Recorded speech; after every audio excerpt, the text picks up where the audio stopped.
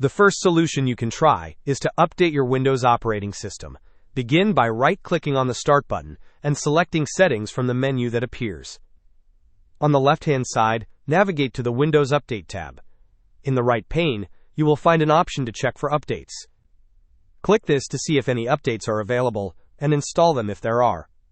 Next, let us look at updating your keyboard drivers. Search for Device Manager in the Windows search bar and open it. Once Device Manager is open, expand the list for keyboards. You will likely see more than one entry.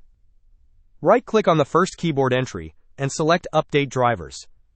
Repeat this process by right-clicking on the second keyboard entry and selecting Update Drivers. Finally, we will perform a System File Checker scan. Search for Command Prompt in the Windows search bar. It is crucial to run this as administrator, so right-click on Command Prompt and select Run as Administrator. In the Command Prompt window, type the command sfc:/scannow and then press Enter. This command will initiate a scan to check for and repair any corrupted system files. Hope this was helpful. Don't forget to like and subscribe if you enjoyed. As always, thanks for watching, and I will see you in the next video.